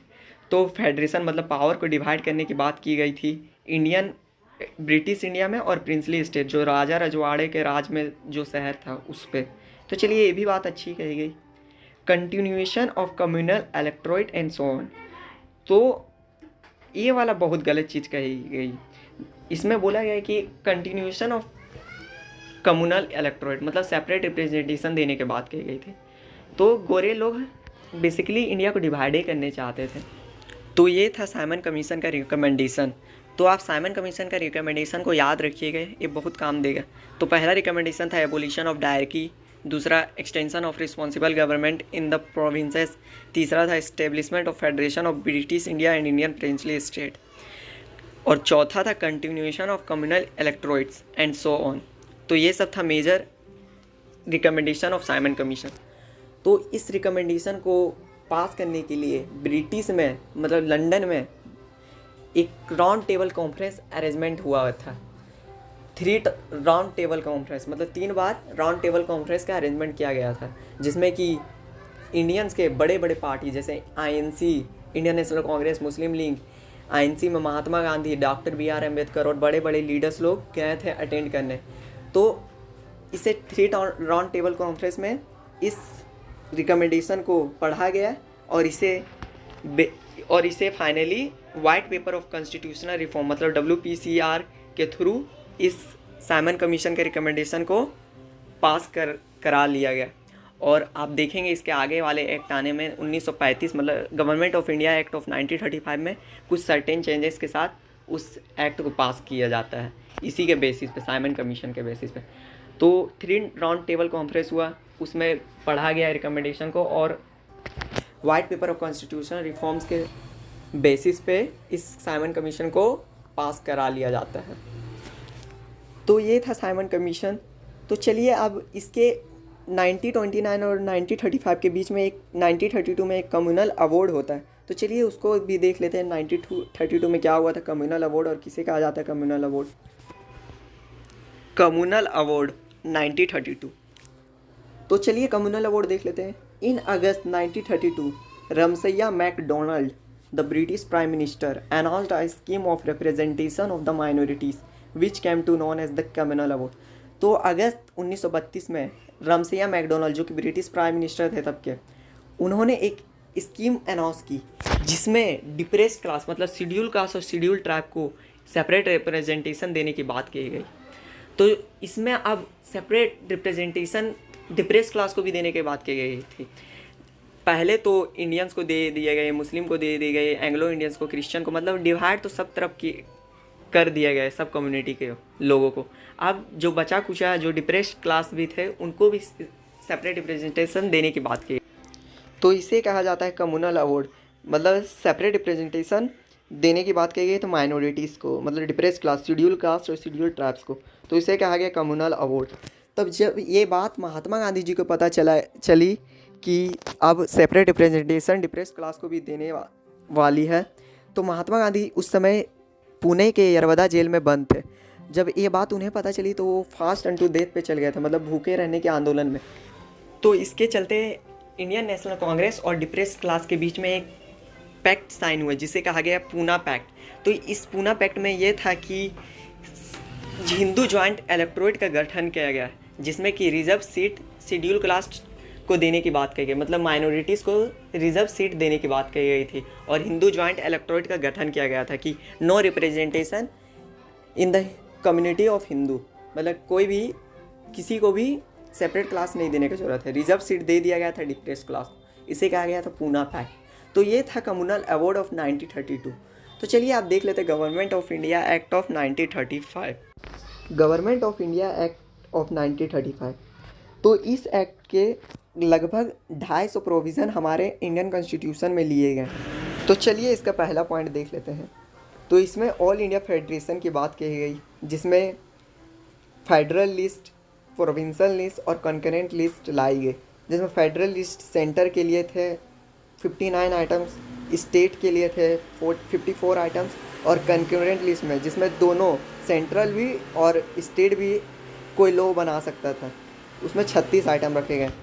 लेकिन ये इन्फोर्सेबल नहीं हुआ, मतलब इसे कभी भी लागू नहीं किया गया।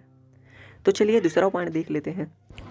It abolish dyarchy in the provinces and introduce provincial autonomy in its place responsible to the provincial legislature. इसका मतलब ये है कि डायरकी को अब अबोलिश कर दिया गया स्टेट से, मतलब अब स्टेट लेजिस्लेचर से से रिस्पॉन्सिबल होगा। कोई भी एक्ट जैसे गवर्नर जनरल और उसके काउंसिल बनाएंगे तो वो स्टेट लेजिस्लेचर को रिस्पॉन्सिबल होंगे। तो ये एक अच्छा चीज़ की गई।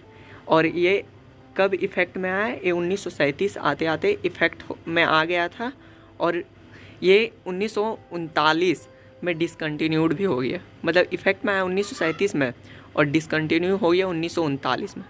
तो चलिए आप तीसरा पॉइंट देख लेते हैं। तो तीसरा पॉइंट देखते हैं, adoption of dyarchy at the centre. तो जैसा कि दूसरा पॉइंट में बोला गया था कि एबोलिश कर दीजिए डायरकी को प्रोविंशियल में और प्रोविंशियल ऑटोनॉमी लाइए स्टेट लेजिस्लेटर को, मतलब रिस्पॉन्सिबल होगा। और तीसरा पॉइंट में ये बोला गया है कि adoption of dyarchy at centre, मतलब डायरकी को सेंटर में रखने का इसमें सुझाव दिया गया। लेकिन ये प्रोविज़न कभी भी इफ़ेक्ट में नहीं आई, मतलब कभी भी इस प्रोविज़न को इफ़ेक्ट में नहीं लाया गया। तो चलिए चौथा पॉइंट देख लेते हैं, bicameralism in 6 out of 11 provinces. मतलब बाईकैमरलिज्म मतलब अपर हाउस और लोअर हाउस दे दिए गए थे 11 में से 6 स्टेट को। उसमें थी पहला Bengal, Bombay, Madras, Bihar, Assam and the United Provinces. तो इन स्टेट को, मतलब 6 स्टेट्स को बाईकैमरलिज्म मिल गए थे, upper house and lower house. लेकिन इन स्टेट्स में बहुत सारे रिस्ट्रिक्शन के साथ अपर हाउस और लोअर हाउस चली, जिसमें रिस्ट्रिक्शन लगाया गया। तो चलिए पांचवा पॉइंट देख लेते हैं। तो पांचवा पॉइंट कह रहा है कि separate electorate for different classes, schedule caste, women and labour. तो यहाँ सेपरेट रिप्रेजेंटेशन देने की बात कही शेड्यूल कास्ट, वुमेन और लेबर को।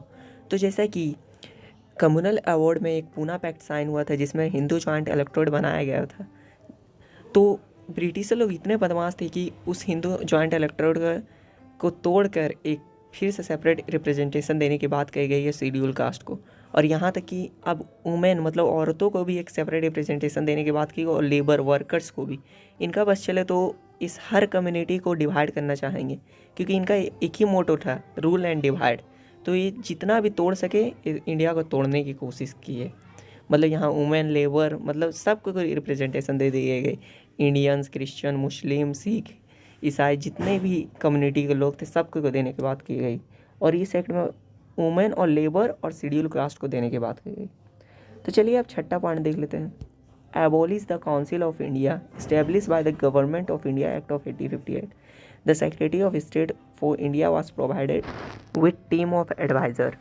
तो जैसा कि government of India act of 1858 में सेक्रेटरी ऑफ स्टेट बनाया गया, जिसको असिस्ट करने के लिए 15 मेंबर का काउंसिल बनाया गया था।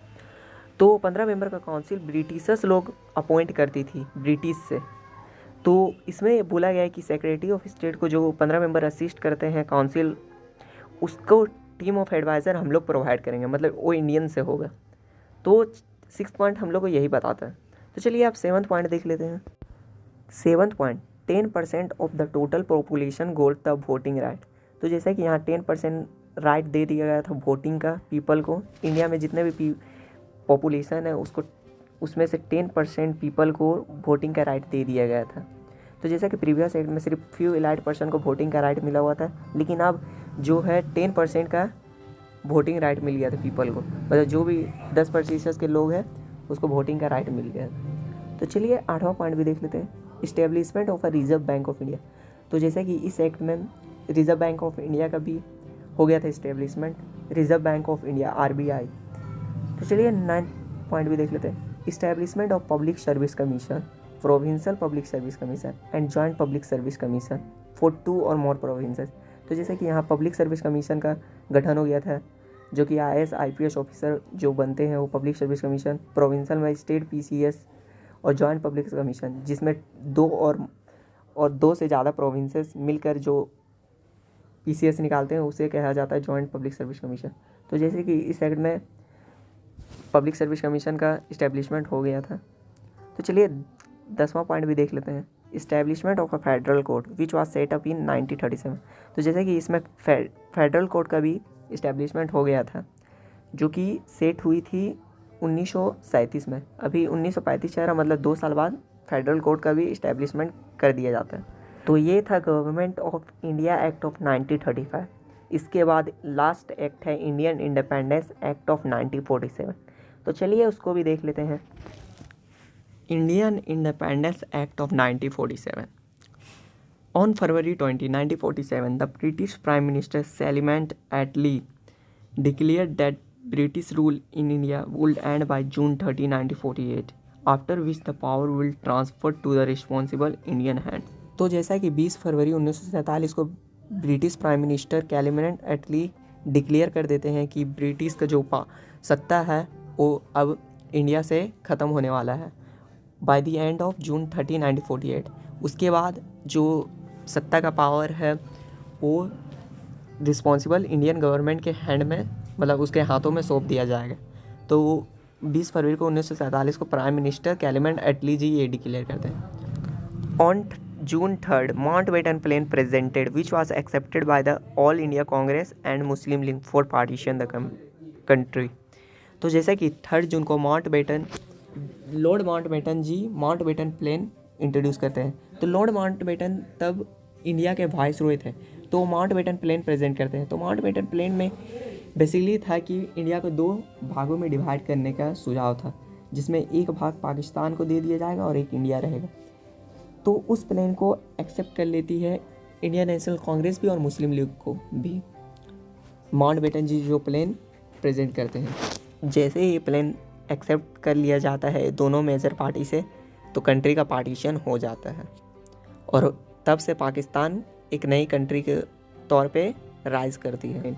तो इस माउंटबेटन प्लान को आप ये लोग याद रखिएगा, क्योंकि कभी कभार ये पूछ लिया जाता है कि किस प्लान के थ्रू इंडिया का पार्टीशन हुआ। तो चलिए अब इसके एक्ट को देख लेते हैं। पहला point, ended British rule and declare India as sovereign and independent state from 15 August 1947। तो जैसे कि ब्रिटिश रूल का एंड हो गया था और इंडिया को डिक्लेयर किया था एज सॉवरेन मतलब किसी भी बाहरी कंट्री का अब इंडिया पे पावर नहीं रहेगा, एंड इंडिपेंडेंट स्टेट मतलब स्वतंत्र देश फ्रॉम 15 अगस्त 1947 मतलब 15 अगस्त 1947 से ये डिक्लेयर हो गया था। दूसरा point, partition of India and creation of 2 independent dominion of India and Pakistan. तो जैसा कि माउंटबेटन प्लान एक्सेप्ट करने के बाद ही इंडिया का पार्टीशन 2 भागों में हो गया है, एक इंडिया और एक पाकिस्तान। तो जैसे कि 2 इंडिपेंडेंट डोमिनियन बनाया गया, एक इंडिया और एक पाकिस्तान का। तो चलिए अब तीसरा पॉइंट देख लेते हैं। Abolished viceroy office appointed by the British king on the advice of dominion cabinet. तो जैसे कि वाइसरॉय को ऑफिस को अबोलिश कर दिया गया था, अब जो भी अपॉइंटमेंट होगा वाइसरॉय का, वो दोनों के डोमिनियन जो इंडिया और पाकिस्तान का डोमिनियन है उसके कैबिनेट में जो भी मिनिस्टर बैठे हैं उसके रिकमेंडेशन पे ब्रिटिश किंग अपॉइंट करेगा। मतलब अब वाइसरॉय को अपॉइंट करने के लिए जो भी इंडिया और पाकिस्तान का डोमिनियन है उसके कैबिनेट में जो भी मिनिस्टर बैठे हैं उनके रिकमेंडेशन पे ब्रिटिश किंग बैठा देगा वाइसरॉय को। तो ये था तीसरा पॉइंट। तो चलिए चौथा पॉइंट देख लेते हैं।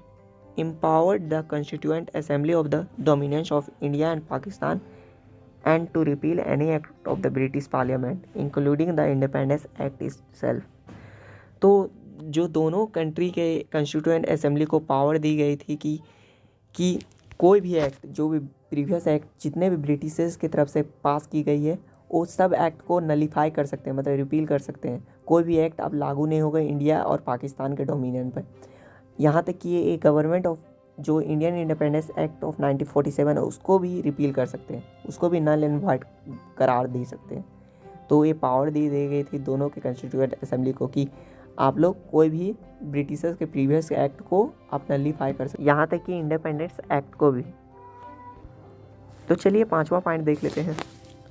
Constituent assembly of both the dominion to legislate with government act of 1935 till the new constitution were drafted and enforced, no act of British enforced from now। तो जैसा कि यहाँ दोनों कंट्री को रेगुलेट करने के लिए, गवर्न करने के लिए गवर्नमेंट ऑफ एक्ट ऑफ 1935 से लेजिस्लेट करने को बोला गया। मतलब यहाँ बोला गया कि आप जब तक आपका कॉन्स्टिट्यूशन बन नहीं जाता और इन्फोर्स नहीं हो जाता तब तक आप government of India act of 1935 के प्रोविज़न से देश को चलाइए, और कोई भी ब्रिटिश का एक्ट आपसे दोनों डोमिनियन पे इन्फोर्स नहीं होगा। सिर्फ गवर्नमेंट ऑफ एक्ट ऑफ 1935 से आप देश को लेजिस्लेट करिए जब तक आपका नया कॉन्स्टिट्यूशन पूरी तरह से नहीं बन जाता है। जब आपका कॉन्स्टिट्यूशन पूरी तरह से बन जाएगा तो आप गवर्नमेंट ऑफ एक्ट ऑफ 1935 को भी नलीफाई कर सकते हैं। तो ये था 5th पॉइंट। चलिए 6th पॉइंट भी देख लेते हैं। abolished the office of the Secretary of State and transferred his function to Secretary of State for Commonwealth Affairs। तो जैसा कि यहाँ अबोलिश कर दिया गया था सेक्रेटरी ऑफ स्टेट का ऑफिस और सारा उसके फंक्शन को ट्रांसफ़र कर दिया गया secretary of state for Commonwealth affairs को। तो ये था 6th पॉइंट। तो चलिए आप 7th पॉइंट देख लेते हैं। तो जैसा कि 7th पॉइंट में लिखा है, it ended treaty with Indian princely state and treaty relation with tribal areas from अगस्त 15, 1947। तो जैसा कि यहाँ ट्रीटी साइन हुआ था इंडियन प्रिंसली स्टेट से। अच्छा, मैं आपको बता देता हूँ ट्रीटी किस बिहाफ में साइन हुआ था और किसने साइन किया था।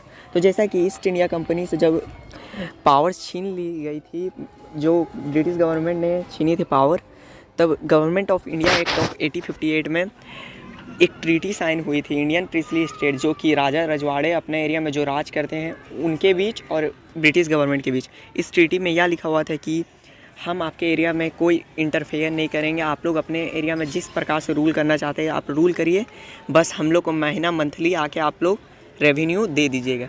तो राजा रजवाड़ों ने इस ट्रीटी को साइन कर लिया और ब्रिटिश गवर्नमेंट ने उसके प्रिंसली स्टेट के कोई भी रीजन में दखल देने से मना कर दिया और रेवेन्यू लेते गए महीने महीने ब्रिटिश गवर्नमेंट में। तो ये अब ट्रीटी प्रिंसली स्टेट से ख़त्म हो गया 1947 अगस्त 15 से। अब ये जो भी ट्रीटी जो साइन किए थे ब्रिटिश गवर्नमेंट ने इंडियन प्रिंसली स्टेट के राजा रजवाड़ों से, वो ट्रीटी अब पूरी तरह से एंड हो गया। तो ये था 7th पॉइंट। तो चलिए अब आगे का पॉइंट देख लेते हैं। तो चलिए 8 पॉइंट देख लेते हैं।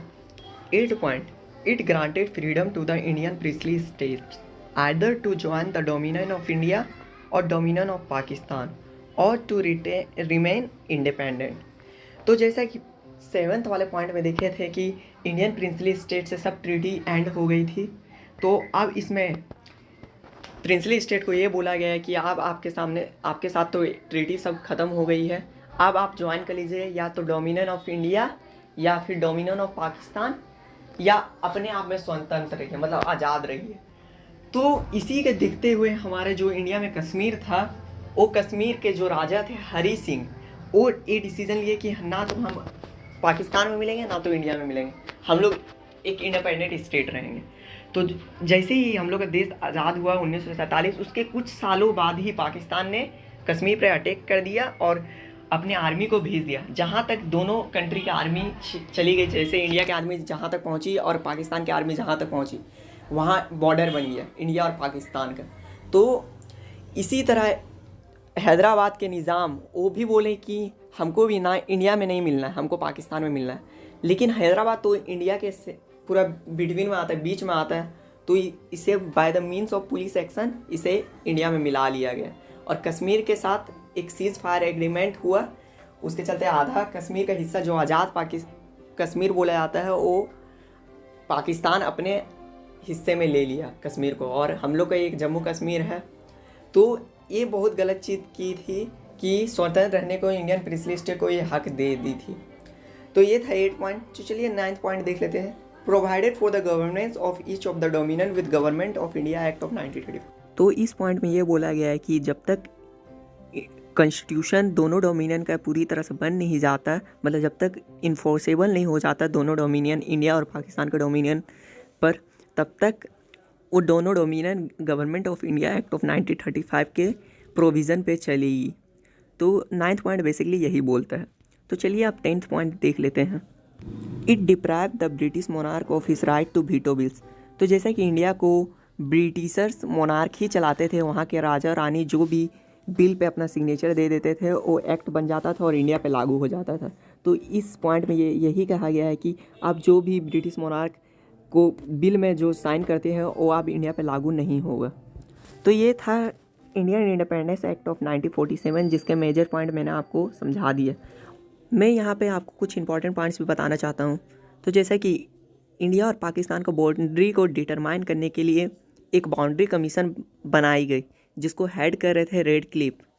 याद रख लीजिएगा ये नाम, रेड क्लिफ।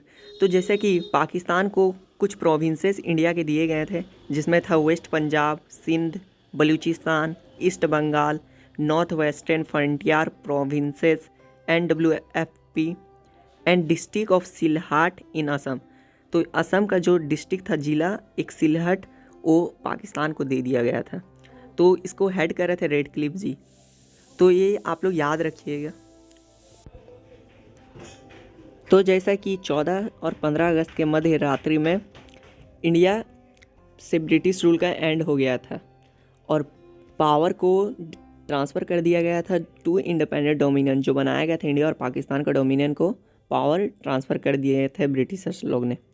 तो जैसा कि इंडिया के फर्स्ट गवर्नर जनरल बने थे लॉर्ड माउंटबेटन, और लॉर्ड माउंटबेटन जी ने ही हमारे पहले प्रधानमंत्री बनाए जवाहरलाल नेहरू जी, जो हमारे पहले प्रधानमंत्री बने इंडिया के, become the first prime minister of independent India. और हमारा कॉन्स्टिट्यूएंट असेंबली 1946 में बना और पहला पार्लियामेंट इंडिया का कॉन्स्टिट्यूएंट असेंबली ही बना।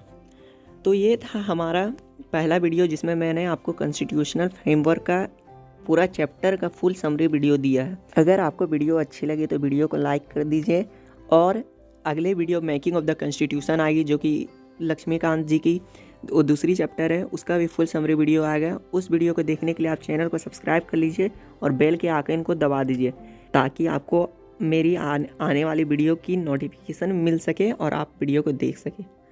अगर आपको कोई भी एक्ट में प्रॉब्लम आए तो आप नीचे कमेंट सेक्शन में आप मुझसे एक्ट के बारे में पूछ सकते हैं, मैं आपको रिप्लाई देने की पूरी से पूरी कोशिश करूँगा। तो second chapter making of the constitution की भी वीडियो भी जल्दी आने वाली है। तब तक के लिए आप चैनल को सब्सक्राइब कर लीजिए। Thank you.